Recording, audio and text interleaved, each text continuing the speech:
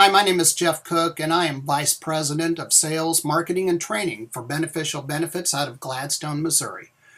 And this video that you're going to be watching today has to do with the Affordable Care Act and its effect on businesses and what we're going to be looking forward to for the rest of 2015 going into 2016.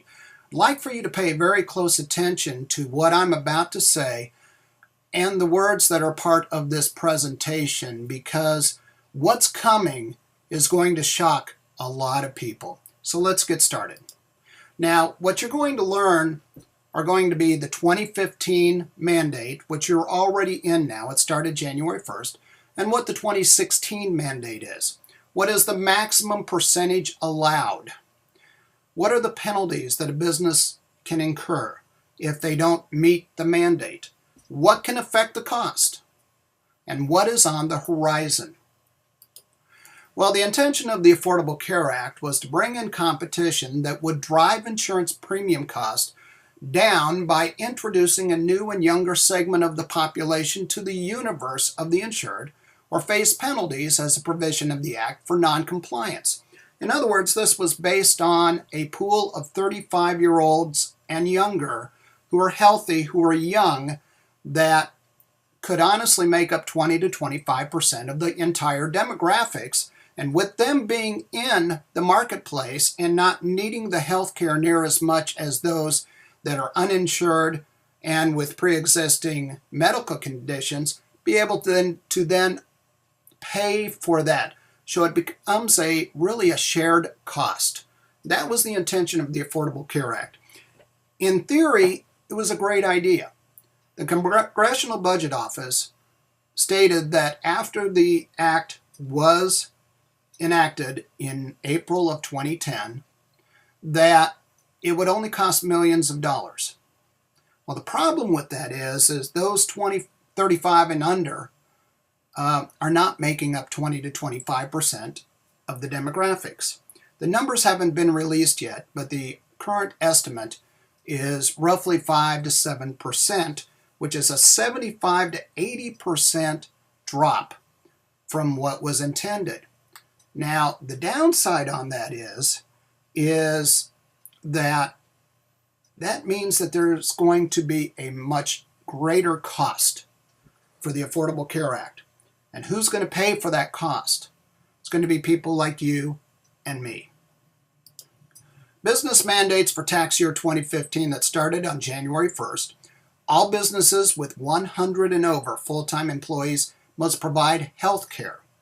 The 70-30 rule means businesses over 100 full-time employees, 70 of them must, 70% of every 100 that is, of all full-time employees must be covered. Now, if a spouse is covered by their spouse's coverage, that counts. So we're talking about those who would be buying the insurance through their employer.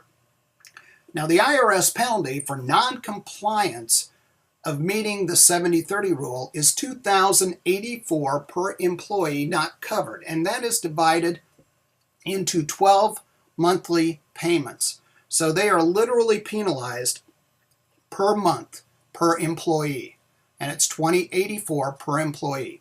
The employee contribution cannot exceed 9.5% of the total family income. Not the individual income, but the total family income, which means that 9.5% of $100,000 is $9,500 total for the year. And then, of course, divide that premium up by 12. Alrighty, for the mandate of 2016, it changes to 50 and over full-time employees. Then the 95-5 rule is the rule from there on. Businesses over 50 full-time employees, 90% of all full-time employees must be covered. And the same is true for spousal coverage, as we talked about on the 2015. The penalty remains the same, $2,084 per employee not covered. That goes up, by the way, in 2017. The employee contribution still cannot exceed 9.5% of total family income. We're talking for the entire year. And remember that that is an estimation. Just like the tax credit situation, this is an estimation. So what happens if that percentage is over? Well, somebody has to pay. Or if that percentage is less, somebody has to pay. Whether it's the employee paying for the overage or if it's the employer paying for the shortage. Does that make sense? I hope it does. Now, what's on the horizon? What can change for 2016? And literally because of the loophole that's in the Affordable Care Act, and you have to look for it very closely, it could change for the latter half of 2015. You may think you're locked in for a year, but in reality, because of the ACA, you may not be locked in for the entire year. So here's what can change. Because of the mandate of the Affordable Care Act with regards to businesses, insurance premiums have already been increased in preparation for the new mandated provisions that took place starting this year. This means to save employees and employers more money, high deductible catastrophic care plans are becoming the rule instead of the exception. And one of the items that I've seen as a benefits provider is, for the first time, deductibles on prescription medicines. Instead of seeing more co-pays than deductibles, I'm seeing more deductibles than co-pays when I'm talking to business owners. $500 deductibles, family of $1,250 total deductible. You're paying in full for those medications. That is something that we really never saw before. Now we're seeing it. What's the upcoming deadlines? The big one. Supreme Court ruling on King versus Burwell regarding the legality of tax credits, the constitutionality of tax credits within the state exchanges. That is due at the end of June, and my guess it will be the last ruling that will be revealed to the public when the Supreme Court rulings are announced. Now, this has far-reaching implications. We have so many states that have their exchanges. If the tax credits are indeed unconstitutional, then one of two things has to happen. You have to go back to the individual who received the tax credits and have them pay, or we see our insurance rates go higher. It's one of the loopholes in the Affordable Care Act. That's due at the end of June. July 1st is the second half of the year. You may see a July surprise. I'm not saying you will, but you may see one. The demographic report that I talked about that had to do with the under 35 crowd, that is going to be revealed before the 2016 open enrollment. My guess it will probably be September. If those numbers are off and less than what they anticipated for the 35 and under crowd, then you're going to see the double hit take place. The Supreme Court ruling on King versus Burwell, and then the demographic report. Either one of these are going to have far-reaching implications on the price of premiums for businesses and individuals, but businesses are the ones who get really taxed heavily on a monthly basis. They're the ones that are really going to get hit because of the 95% and 5% ruling that starts in 2016.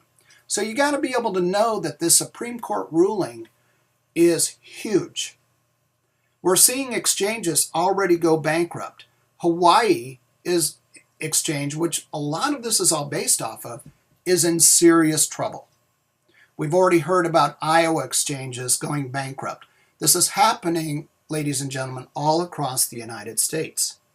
So what does that mean? That means fewer players in the insurance market, therefore less competition. What happens when you have less competition? You have higher prices. So, what do businesses need to prepare for? Number one, you need to prepare for higher premiums for your employees and your employer's shared costs. And you need to start preparing for them now, because you're going to have lower benefits and perhaps much lower benefits. One of those two dominoes that we just talked about, either one of those is going to have significant impact. Think what happens if both of those dominoes fall. And then more individuals opting out of the Affordable Care Act, therefore more penalties for businesses and for individuals. Did you know that if an individual opts out of a business plan, and let's say the tax credits are constitutional, they are not eligible for a tax credit in the exchange. Let me say that again. If they turn down the business insurance offered to them and they go to the exchange to buy insurance, they will not qualify for a credit. Now, why would you opt out of a business insurance plan to begin with? It's because you probably can't afford it.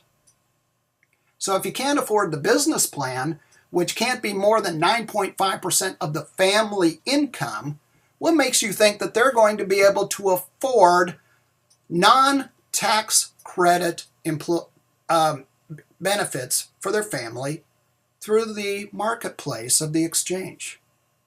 See, this is a double-edged sword, and this is what a lot of people don't realize, that this is coming. So how do I prepare for this? Well, you look at your voluntary benefits and apply them now before the rush hits in October. And I'm serious about this, because when October hits, the entire insurance market and the entire business market will be in upheaval, because everybody's trying to get the quotes, everybody's trying to take a look at what the options are. They're going to see their premiums go up, and they're going to see their benefits go down. That's not good. Look at the voluntary benefit options now and apply them before the rush hits in October. There are ways to save money and still take care of your employees and still be able to go with the catastrophic plan, the lowest price plan possible, when your business re-ups for a plan or buys a new plan from a new insurance provider that's ACA approved when it comes for January 1st of 2016. Look for other alternatives to cover your employees. Now, how can you leverage beneficial benefits? Well, number one, you got to know your options. I'm available to be, to cover anything with you at admin@b2benefits.com. Again, that's admin@b2benefits.com. B, the number 2, benefits.com. Understand telemedicine and the PBA, that is Pharmacy Benefit Administrator pharmacy card, and how that saves money. That means there's no middleman between the manufacturer of the formulary and the pharmacy company. It is an agreement. So there's not an insurance company in the middle, and then there's not an organization in the middle. And some of those have 3 tiers in the middle from the formulary to by the time it hits the pharmacy. And that's especially true when it comes to generics. So know that about it. Right now, only 8% of the United States residents are covered by any dental plan. That is a serious problem, and that can be addressed very quickly. Do the math. The new 2016 plans will be expensive. It's already hitting the 24/7 news cycle now. Instead of the uninsured, now it's going to be the underinsured. And Congress has their hands full. And there is nothing political about this. The Republicans are concerned about it, and the Democrats are concerned about it. So how do you fix it? It's going to take a long time to fix it, ladies and gentlemen, before the prices ever stabilize. And if you think it's high now, it's going to get worse. Ladies and gentlemen, thank you so much for your time. My name is Jeff Cook. Again, that email address is admin@B as in boy, the number 2, benefits, BENEFITS.com.